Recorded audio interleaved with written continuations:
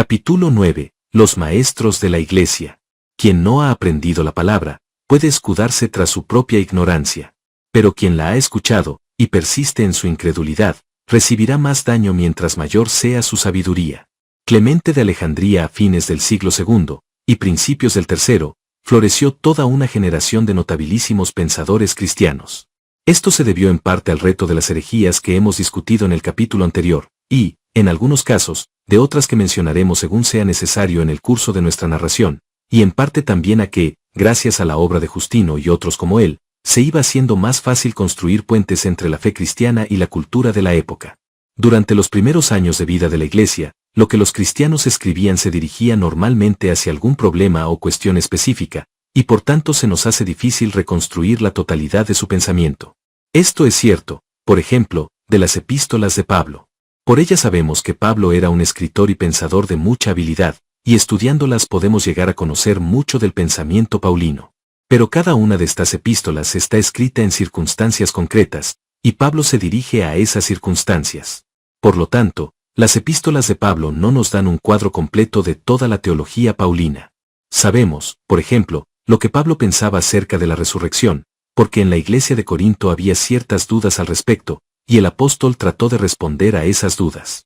Pero acerca de muchas otras cuestiones no nos es posible conocer el pensamiento de Pablo, sencillamente porque el apóstol nunca tuvo ocasión de discutirlas en sus cartas. Lo mismo es cierto de todos los escritos cristianos del siglo I, y de la primera mitad del segundo. Las epístolas de Ignacio nos ofrecen preciosos panoramas de su visión del martirio.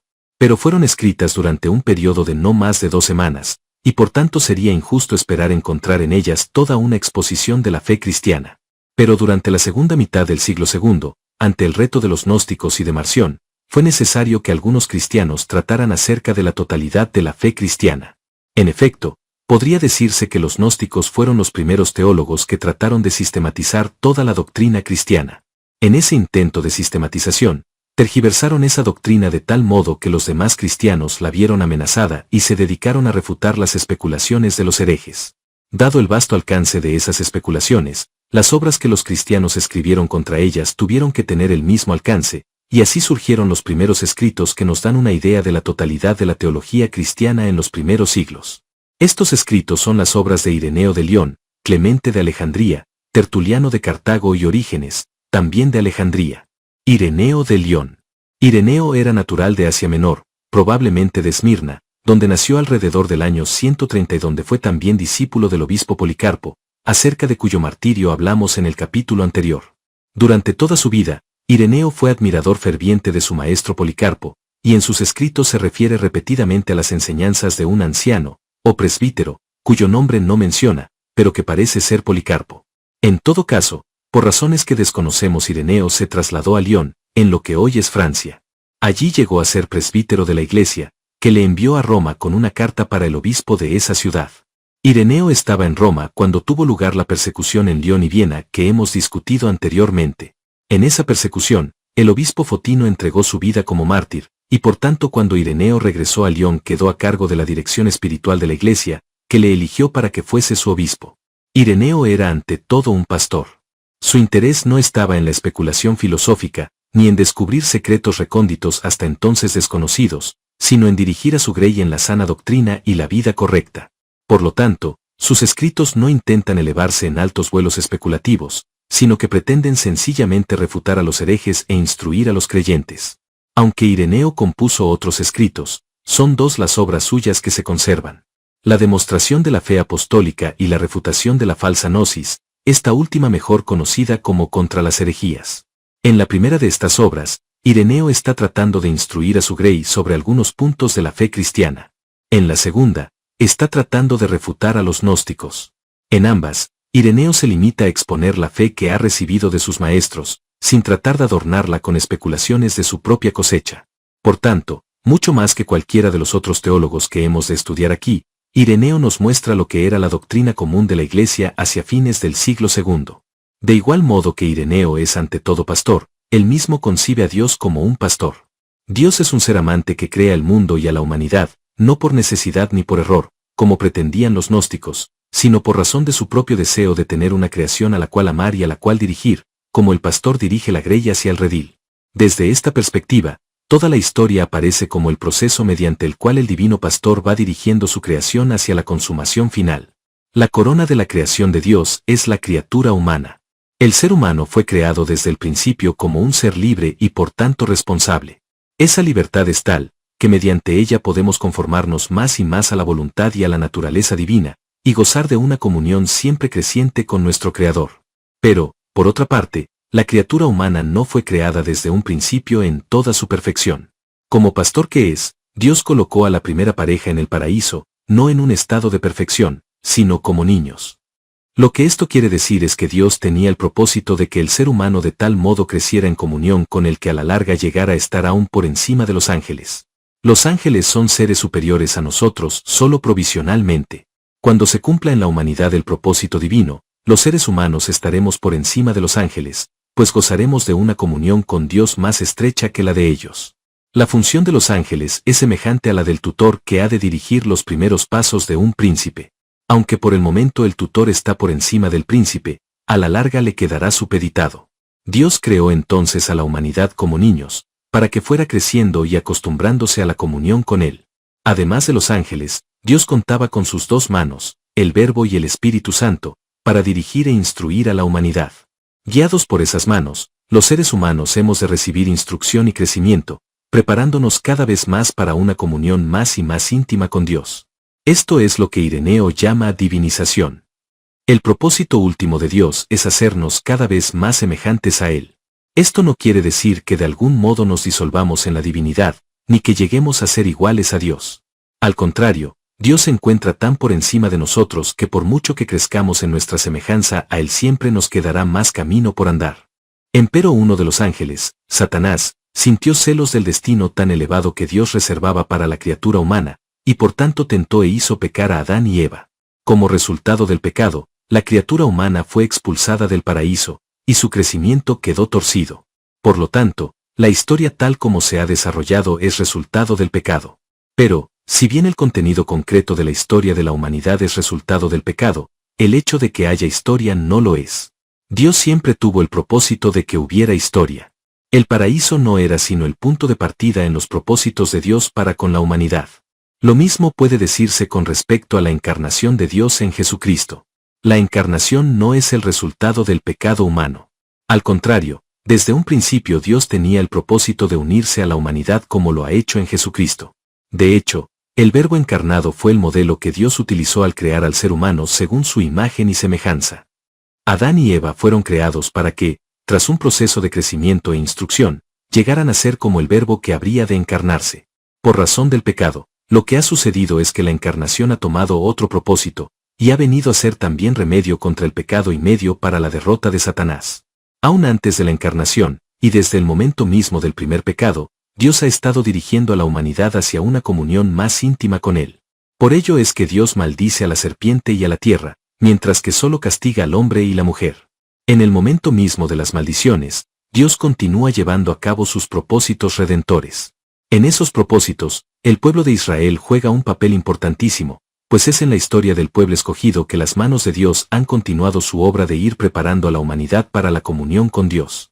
Por tanto, el Antiguo Testamento no es la revelación de un Dios ajeno a la fe cristiana, sino que es la historia de cómo Dios ha continuado sus propósitos redentores aún después del pecado de Adán y Eva.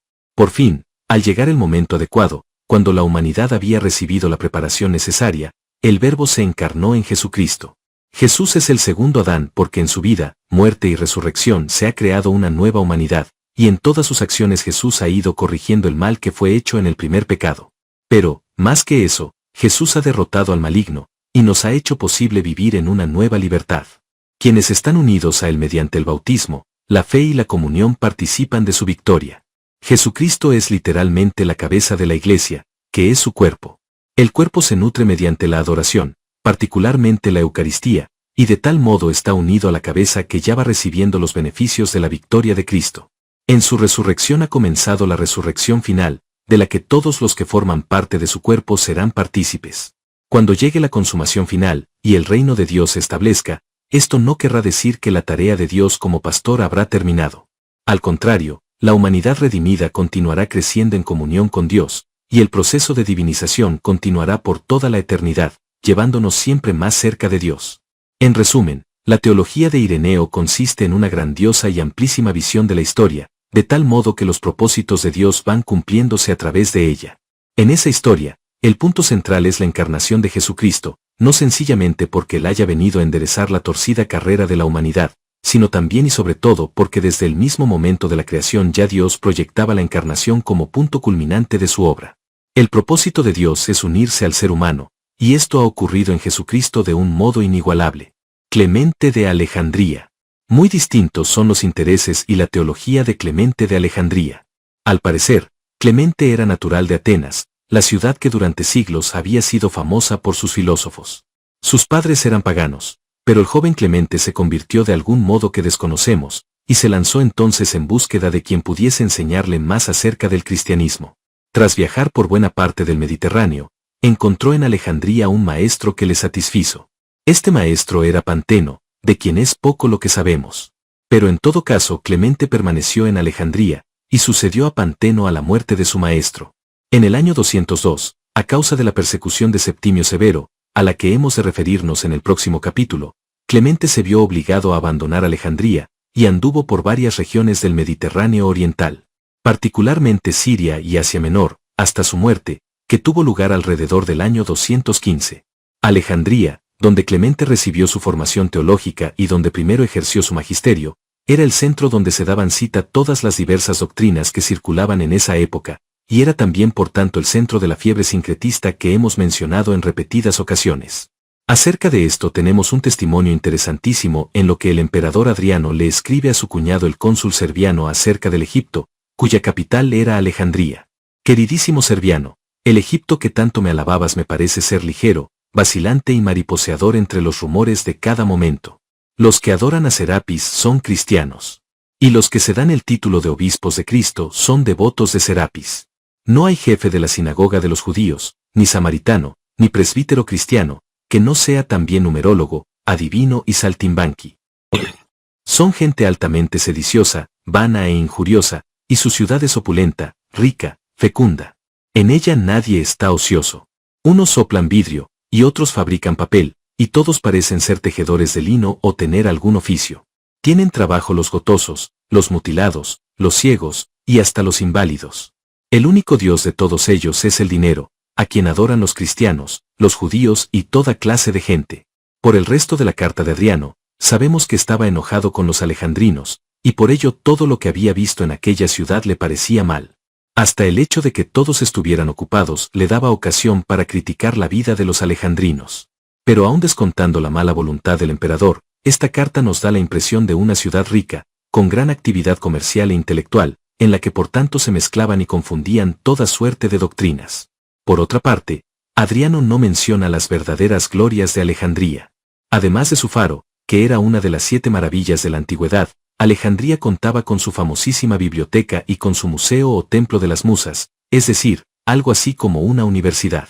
Allí se daban cita los más distinguidos pensadores del momento, y por tanto Alejandría era conocida en todo el imperio como el centro de la vida intelectual del Mediterráneo. Fue en esa ciudad que Clemente halló a Panteno, y formó su teología. Por tanto, no ha de extrañarnos el que su propio pensamiento muestre notables afinidades hacia el pensamiento filosófico de su época. Además, Clemente no fue pastor como Ireneo, sino maestro, y maestro de intelectuales. Por tanto, lo que él busca no es tanto exponer la fe tradicional de la Iglesia, ni guiar a todo el rebaño de tal modo que evite caer en las redes de las herejías, sino más bien ayudar a quienes buscan las verdades más profundas, y convencer a los intelectuales paganos de que el cristianismo no es después de todo la religión absurda que sus enemigos pretenden. En su exhortación a los paganos, Clemente da muestras de su método teológico al apelar a Platón y otros filósofos. Busco conocer a Dios, y no solo las obras de Dios. ¿Quién me ayudará en mi búsqueda? ¿Cómo entonces, oh Platón, ha de buscarse a Dios? El propósito de Clemente en este pasaje es mostrarles a sus lectores paganos que buena parte de las doctrinas cristianas encuentra apoyo en las enseñanzas de Platón. De ese modo los paganos podrán acercarse al cristianismo sin creer que se trata, como decían muchos, de una religión de gentes ignorantes y supersticiosas. Pero la razón por la que Clemente apela a Platón no es solo la conveniencia del argumento. Clemente está convencido de que la verdad es una sola, y que por tanto cualquier verdad que Platón haya conocido no puede ser distinta de la verdad que se ha revelado en Jesucristo y en las Escrituras. Según él, la filosofía les ha sido dada a los griegos de igual modo que la ley les ha sido dada a los judíos. Y tanto la filosofía como la ley tienen el propósito de llevar a la verdad última, que nos ha sido revelada en Jesucristo. Los filósofos son a los griegos lo que los profetas fueron a los judíos. Con los judíos Dios ha establecido el pacto de la ley, y con los griegos, el de la filosofía. ¿Cómo entonces hemos de coordinar lo que nos dicen los filósofos con lo que nos dicen las Escrituras? A simple vista, parece haber una enorme distancia entre ambos. Pero según Clemente, un estudio cuidadoso de las Escrituras nos llevará a las mismas verdades que los filósofos enseñaron. Esto se debe a que todas las Escrituras están escritas en alegorías, o como dice Clemente, en parábolas. El texto sagrado tiene siempre más de un sentido. El sentido literal no ha de despreciarse, pero quien se queda en él es como el niño que se contenta con beber leche, y nunca llega a ser adulto. Más allá del sentido literal se encuentran otros sentidos que el verdadero sabio ha de descubrir. La relación entre la fe y la razón es muy estrecha, pues una no puede funcionar sin la otra. La razón siempre construye sus argumentos sobre la base de ciertos principios que ella misma no puede demostrar, pero que acepta por fe. Para el sabio, la fe ha de ser entonces el primer principio, el punto de partida, sobre el cual la razón ha de construir sus edificios. Pero el cristiano que se queda en la fe, al igual que el que no va más allá del sentido literal de las Escrituras, es como el niño de leche, que no puede crecer por falta de alimento sólido. Frente a tales personas, que se contentan con los rudimentos de la fe, se encuentra el sabio, como dice Clemente, el verdadero gnóstico. El sabio va más allá del sentido literal de las Escrituras, y de los rudimentos de la fe. El propio Clemente concibe entonces su propia tarea, no como la del pastor que guía a la grey, sino como la del verdadero gnóstico que dirige a otros de iguales inclinaciones. Naturalmente, esto tiende a producir una teología de tipo elitista, y Clemente ha sido criticado frecuentemente por esa tendencia en su pensamiento. En cuanto al contenido mismo de la teología de Clemente, hemos de decir poco. Aunque él piensa estar sencillamente interpretando las Escrituras, su exégesis alegórica le hace posible encontrar en ellas ideas y doctrinas que vienen más bien de la tradición platónica. Dios es el uno inefable, acerca del cual es imposible decir cosa alguna en sentido recto. Todo lo que podemos decir de Dios consiste en negarle todo límite. Lo demás es lenguaje metafórico, que nos resulta útil porque no tenemos otro, pero que sin embargo no describe a Dios. Este uno inefable se nos da a conocer en el Verbo, que les reveló a los filósofos y a los profetas toda la verdad que supieron, y que últimamente se ha encarnado en Jesucristo. En todo esto, Clemente sigue a Justino, y en cierta medida al filósofo judío alejandrino Filón, a quien nos hemos referido anteriormente. Pero su énfasis en la encarnación del Verbo hace que su teología sea cristocéntrica. Por otra parte, la importancia de Clemente no está en lo que haya dicho sobre tal o cual doctrina, sino en el modo en que su pensamiento es característico de todo un ambiente y tradición que se forjaron en la ciudad de Alejandría, y que sería de gran importancia para el curso posterior de la teología. Más adelante en este capítulo, al tratar acerca de Orígenes, veremos el contenido de esta teología en toda su madurez, y por tanto no es necesario que nos detengamos aquí a exponerlo. Baste decir que se trata de un tipo de teología cuya preocupación fundamental consiste en construir puentes entre la fe cristiana y la cultura que la rodea. Es una teología construida más para las gentes cultas que para las masas. Tertuliano de Cartago. Todo lo contrario sucede en el caso de Tertuliano. Al parecer, Tertuliano nació en la ciudad africana de Cartago alrededor del año 150, pero fue en Roma, cuando contaba unos 40 años, que se convirtió al cristianismo. Algún tiempo después regresó a su ciudad natal, donde se dedicó a escribir en defensa de la fe contra los paganos, y en defensa de la ortodoxia contra los herejes. Puesto que al parecer era abogado, o al menos había sido adiestrado en la ciencia retórica, y en los procedimientos que usaban los abogados, toda su obra lleva el sello de una mente legal. Más arriba, página 57, hemos citado su comentario acerca de la sentencia injusta de Trajano. Al leer esas líneas, nos viene a la mente la imagen de un abogado que apela a un tribunal superior contra la sentencia injusta de un tribunal inferior. En otro tratado, escrito también contra los paganos, y que lleva por título El testimonio del alma, Tertuliano coloca al alma pagana en el banquillo del testigo y, tras interrogarla al estilo de un abogado en un juicio, llega a la conclusión de que aún el alma pagana es por naturaleza cristiana, y que si persiste en rechazar el cristianismo ello es por obstinación y ceguedad. Sin embargo, La obra en que de veras puede verse el espíritu legal de Tertuliano es su prescripción contra los herejes. En el lenguaje legal de la época, el término prescripción tenía al menos dos sentidos. En primer lugar, una prescripción era un argumento legal que se presentaba antes del caso mismo, para demostrar que el juicio no tenía lugar. Si, aún antes de comenzar a debatir lo que se pleiteaba, una de las partes podía probar que la otra no tenía derecho a presentar demanda, o que la demanda no estaba en regla, o que el tribunal no tenía jurisdicción, se cancelaba el juicio. El otro sentido de la palabra prescripción aparecía por lo general en la frase prescripción de largo tiempo. Lo que esto quería decir era que si alguien había estado en posesión de una propiedad o de un derecho por cierto tiempo, y nadie se lo había disputado, esa persona quedaba en posesión legal de la propiedad o del derecho en cuestión, aunque apareciese después quien se lo disputara. Tertuliano utiliza el término en ambos sentidos, como si se tratara de un pleito entre la Iglesia ortodoxa y los herejes.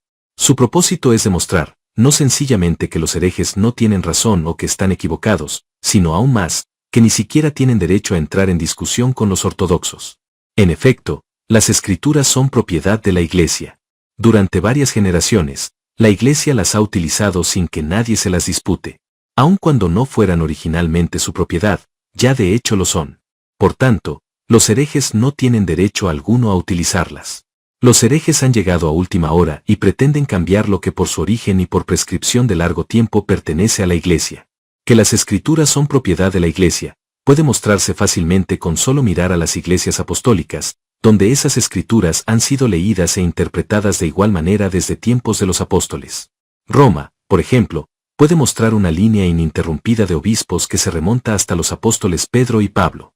Y lo mismo puede decirse de Antioquía y de varias otras iglesias. Todas estas iglesias apostólicas concuerdan en su uso e interpretación de las Escrituras, según han venido haciéndolo desde sus principios.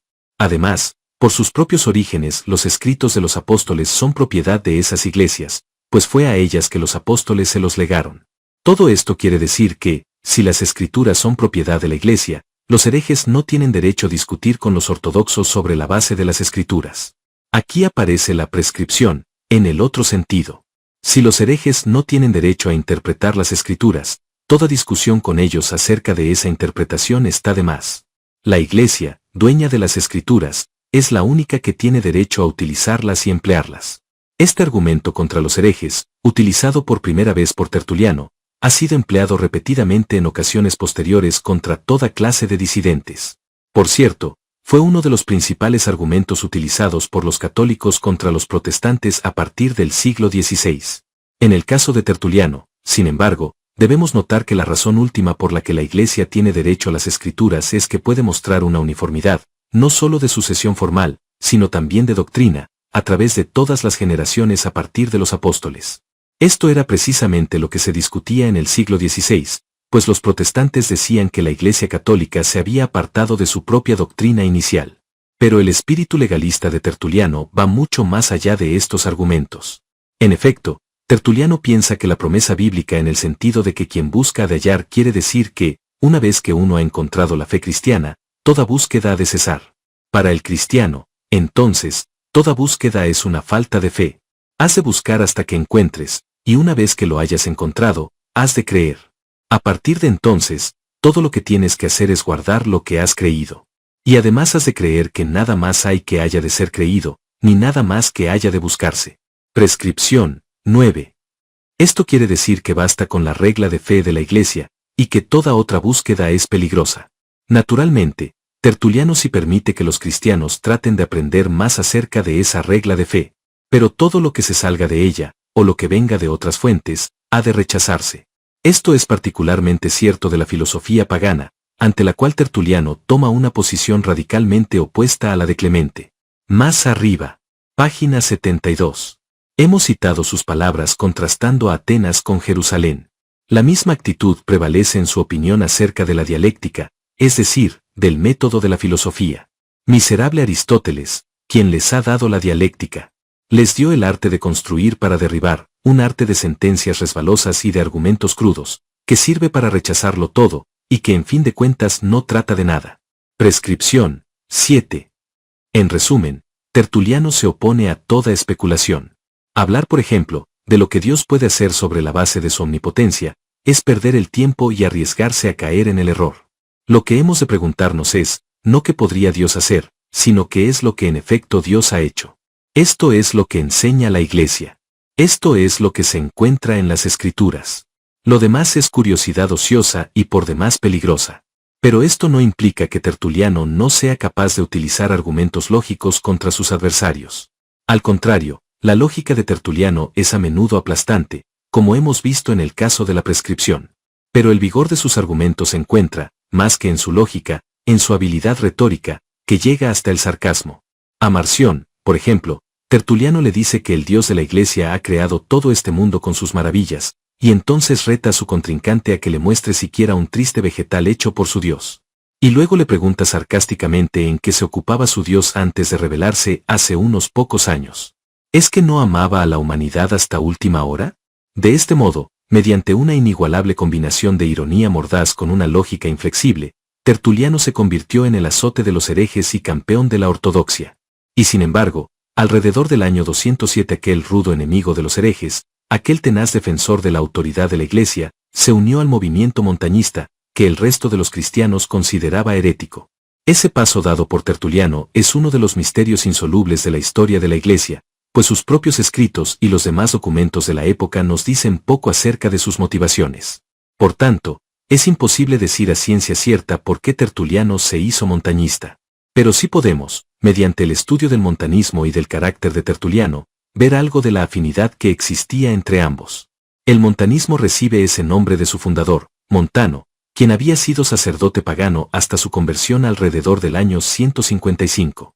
Algún tiempo después, Montano comenzó a profetizar, diciendo que había sido poseído por el Espíritu Santo. Pronto se le unieron dos mujeres, Priscila y Maximila. Esto en sí no era nuevo, pues en esa época todavía continuaba la práctica de permitirles a quienes recibía ese don que profetizaran en las iglesias. Lo que sí se acostumbraba, y se había acostumbrado desde el principio, era asegurarse de que lo que tales profetas decían concordaba con la doctrina cristiana. En el caso de Montano y sus seguidores, pronto las autoridades eclesiásticas comenzaron a tener dudas, pues los montañistas decían que con ellos había comenzado una nueva era. De igual modo que en Jesucristo se había iniciado una nueva edad, ahora estaba sucediendo lo mismo con la dádiva del Espíritu Santo los montañistas. Esa nueva edad se caracterizaba por una vida moral más rigurosa, de igual modo que el Sermón del Monte había enseñado una doctrina más rigurosa que el Antiguo Testamento. La razón por la que el resto de la Iglesia se opuso a la predicación de los montañistas no fue su énfasis en las profecías, sino lo que pretendían en el sentido de que ahora comenzaba una nueva era, el fin de la historia. Según el Nuevo Testamento, los últimos tiempos comenzaron con el advenimiento y resurrección de Jesucristo, y con la dádiva del Espíritu Santo. Con el correr de los años, esto se fue olvidando, hasta el punto que a nosotros hoy se nos hace difícil concebirlo así.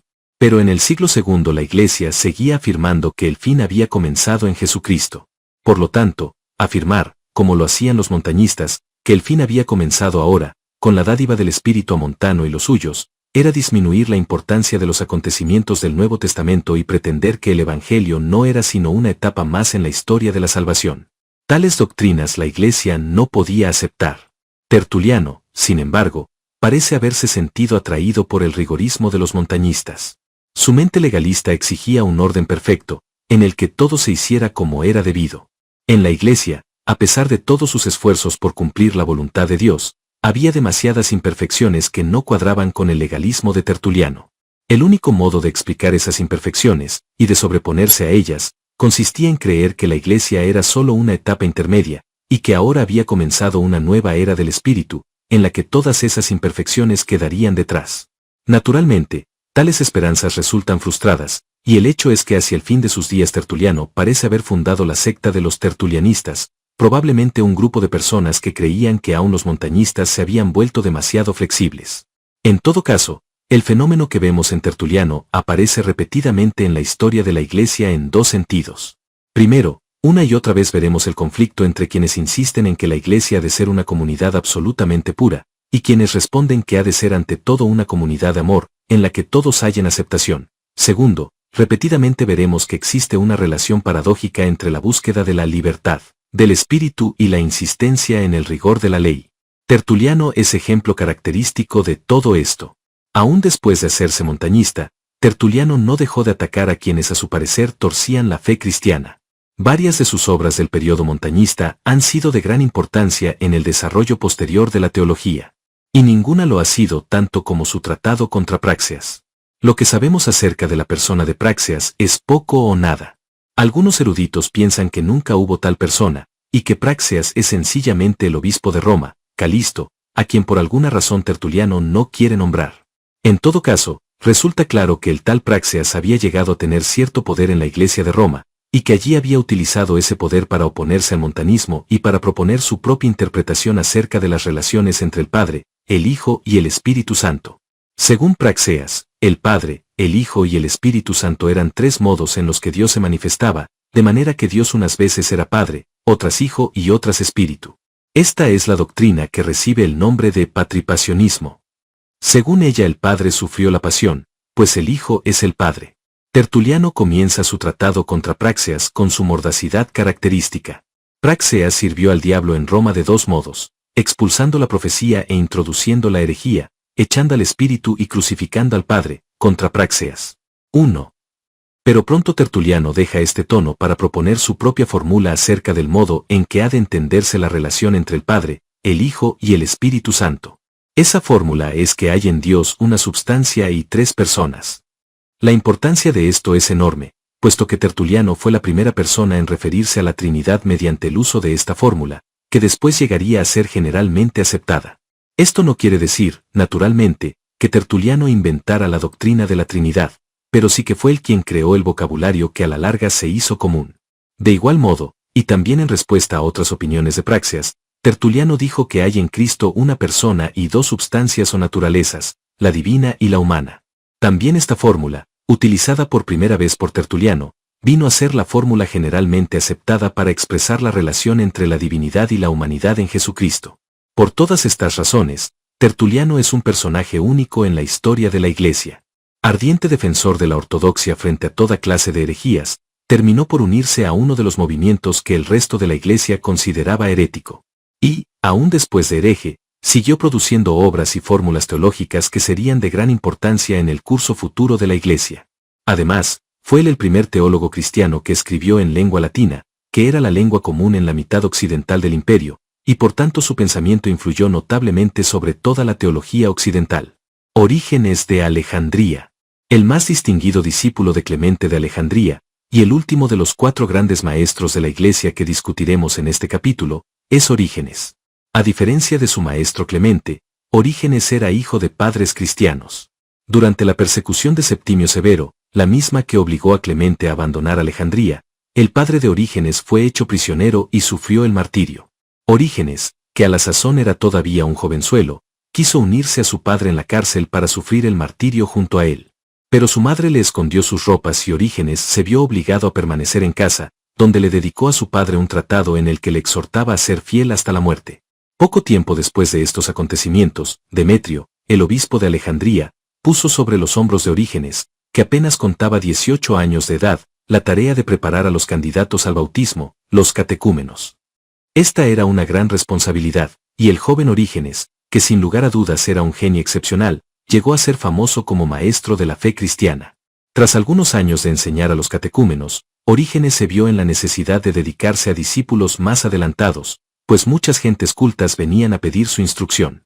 Entonces dejó la enseñanza de los catecúmenos en manos de algunos de sus discípulos, y se dedicó por entero a la labor docente en una escuela cristiana al estilo de la que habían tenido anteriormente los grandes filósofos paganos.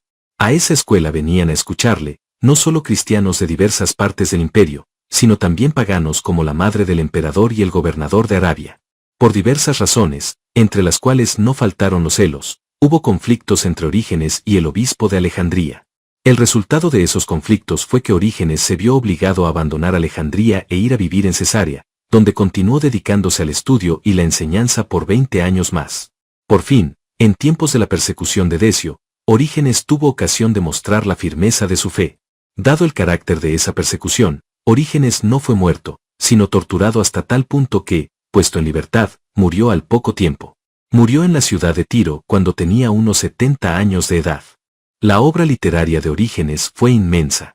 Puesto que sus conocimientos bíblicos eran enormes y estaba consciente de que el texto de las Escrituras contenía ligeras variantes, compuso la Exapla. Esta era una colección, en 6 columnas, del Antiguo Testamento en diversas formas, el texto hebreo, una transliteración en letras griegas de ese mismo texto, de modo que el lector que desconocía el hebreo pudiera conocer el sonido del hebreo, sobre la base del griego, y 4 versiones distintas al griego. Además, se dedicó a comparar los diversos textos del Antiguo Testamento, y produjo toda una serie de símbolos para designar variantes, omisiones y añadiduras. Además, Orígenes compuso comentarios y sermones sobre buena parte del texto bíblico. Y a esto han de añadirse su apología contra Celso, que ya hemos citado, y su gran obra sistemática, de los primeros principios, más conocida como De Principiis. El modo en que Orígenes pudo escribir tantas obras nos da idea de su genio, pues buena parte de su producción literaria fue dictada directamente a algún discípulo o escriba. Y hasta se nos cuenta que en algunas ocasiones llegó a dictar obras diferentes a 7 amanuenses simultáneamente. La teología de Orígenes sigue un espíritu muy parecido al de su maestro Clemente. Se trata de un intento de relacionar la fe cristiana con la filosofía que estaba en boga en Alejandría en esa época. Esa filosofía era lo que los historiadores llaman el neoplatonicismo. Pero Orígenes está mucho más consciente que Clemente de la necesidad de asegurarse que ese interés filosófico no le lleve a negar alguna de las doctrinas fundamentales del cristianismo. Según él, nada que difiera de la tradición de los apóstoles y de la Iglesia ha de aceptarse como verdadero. De Principiis, Prefacio, 2. Esa tradición incluye ante todo la doctrina según la cual hay un solo Dios, creador y ordenador del universo, y por tanto las especulaciones gnósticas que pretenden que otro ha creado este mundo han de ser rechazadas. En segundo lugar, la doctrina apostólica nos enseña que Jesucristo es el Hijo de Dios, nacido antes que todas las criaturas, y que se ha encarnado de tal modo que, al mismo tiempo que se hizo hombre, siguió siendo Dios. Sobre el Espíritu Santo, según Orígenes, la tradición apostólica no está del todo clara, excepto en el sentido de que su gloria es la misma del Padre y del Hijo. Por último, esa tradición afirma que el alma ha de recibir recompensa o castigo según su vida en este mundo, y que al final habrá una resurrección del cuerpo, que se levantará incorruptible. Una vez afirmado esto, sin embargo, Orígenes se siente libre para alzarse en altos vuelos especulativos. Por ejemplo, puesto que la tradición de los apóstoles y de la Iglesia no nos da detalles acerca del modo en que el mundo fue creado, Orígenes se lanza a investigar esta cuestión. En los primeros capítulos del Génesis hay 2 historias de la creación, hecho este que conocían los sabios judíos aún antes de tiempos de Orígenes, y que ha de resultar claro a quien quiera que lea esos capítulos con detenimiento. En una de esas historias, la primera, se nos dice que el ser humano fue creado a imagen y semejanza de Dios, y que varón y hembra lo creó. En la segunda, se nos dice que Dios hizo primero a Adán, de cuya costilla formó después a Eva. En la primera historia, el verbo griego que se utiliza para la acción de Dios corresponde a nuestro verbo crear, mientras que el que aparece en la segunda corresponde a nuestro plasmar. ¿Cómo explicar estas diversidades? Naturalmente, Orígenes no puede recurrir, como lo hacen los eruditos modernos, a la explicación según la cual lo que tenemos aquí es la conjunción de 2 tradiciones distintas. Según él, si hay 2 historias de la creación, esto de ser porque hubo 2 creaciones. La primera creación, según Orígenes, fue puramente espiritual. Los seres que Dios hizo eran espíritus carentes de cuerpo. Es por esto que el texto dice que eran varón y hembra, es decir, sin distinciones sexuales. También es por ello que se utiliza el verbo crear más bien que plasmar. El propósito de Dios era que los espíritus que había creado se dedicaran a su contemplación. Pero algunos de ellos apartaron la vista del Creador, y por ello cayeron. Fue entonces que Dios produjo la segunda creación. Esta creación es material, y ha sido puesta como refugio u hogar provisional para los espíritus caídos. De esos espíritus, los que cayeron más bajo se han vuelto demonios, y los demás se han vuelto seres humanos. Fue para estos seres humanos que Dios creó los cuerpos que ahora poseemos, de los cuales se dice que los plasmó del polvo de la tierra, y que unos son varones y otros hembras. Naturalmente, esto quiere decir que todos los seres humanos existíamos antes de nacer en este mundo, y que la razón por la cual estamos aquí es que pecamos en esa existencia anterior y puramente espiritual. Resulta interesante notar que, aunque Orígenes cree derivar sus ideas del texto bíblico, en realidad se derivan de Platón, quien había enseñado que las almas se hallan en este mundo porque han caído del mundo superior de las puras ideas. En este mundo, el diablo y sus demonios nos tienen sujetos, Y Jesucristo ha venido por tanto para destruir el poder del diablo y para mostrarnos el camino que hemos de seguir en nuestro regreso al mundo espiritual. Pero, según Orígenes, puesto que en fin de cuentas el diablo es también un espíritu como el nuestro, y puesto que Dios es amor, al fin hasta el diablo se salvará, y toda la creación regresará a su estado inicial, cuando todo era espíritu. Sin embargo, los espíritus seguirán siendo libres, y por tanto nada impide que haya una nueva caída, un nuevo mundo material, y una nueva historia, y que por tanto el ciclo de caída-restauración-caída continúe para siempre. Al tratar de juzgar todo esto, lo primero que tenemos que hacer es rendir tributo a la amplitud de horizontes que Orígenes trata de abarcar. Esto es lo que le ha ganado admiradores en diversas generaciones. Además, hemos de recordar que Orígenes propone todo esto, no como la verdad que ha de ser aceptada por todos, ni como algo que ha de sustituir o de superar a las doctrinas de la Iglesia, sino como sus propias especulaciones, que nunca han de tener la misma autoridad de la tradición apostólica. Pero, una vez dicho esto, es necesario señalar que en muchos puntos Orígenes parece ser más platónico que cristiano. Así, por ejemplo, Orígenes niega la doctrina de los gnósticos y de Marción según la cual este mundo ha sido creado por un ser inferior. Pero en fin de cuentas llega a la conclusión de que la existencia del mundo material es el resultado del pecado, y que los propósitos iniciales de Dios no incluían la existencia de este mundo ni de la historia. En esto, Orígenes contrasta con Ireneo, para quien la historia era parte fundamental del plan de Dios. Y en lo que se refiere a la preexistencia de las almas y el ciclo eterno de caídas y restauraciones, no cabe duda de que Orígenes se aparta de lo que ha sido siempre la doctrina de la Iglesia. Conclusión general. En este capítulo hemos visto tres tendencias teológicas distintas. Ireneo es el defensor de la doctrina tradicional de la Iglesia, el pastor que se preocupa porque la sana doctrina prevalezca en su Iglesia. Tertuliano es también defensor de la doctrina tradicional, pero su propio legalismo en esa defensa le lleva a la larga a romper con la misma Iglesia que pretendía defender. Clemente y Orígenes son más pensadores que pastores y, aunque se ocupan de defender la fe frente a los paganos, su verdadera preocupación está en descubrir los secretos más elevados de Dios y de su creación. De los tres, es probablemente Ireneo quien más se acerca al espíritu original del Evangelio. Desafortunadamente, con el correr de los siglos la teología de Ireneo quedó relativamente olvidada, mientras que el influjo de los otros dos tipos de teología se hizo sentir cada vez más. Empero la exposición del modo en que esto tuvo lugar, y de sus implicaciones para nuestro modo de entender la fe cristiana, cae fuera del ámbito de esta historia, y deberá quedar reservada para un ensayo que proyectamos publicar en el futuro cercano.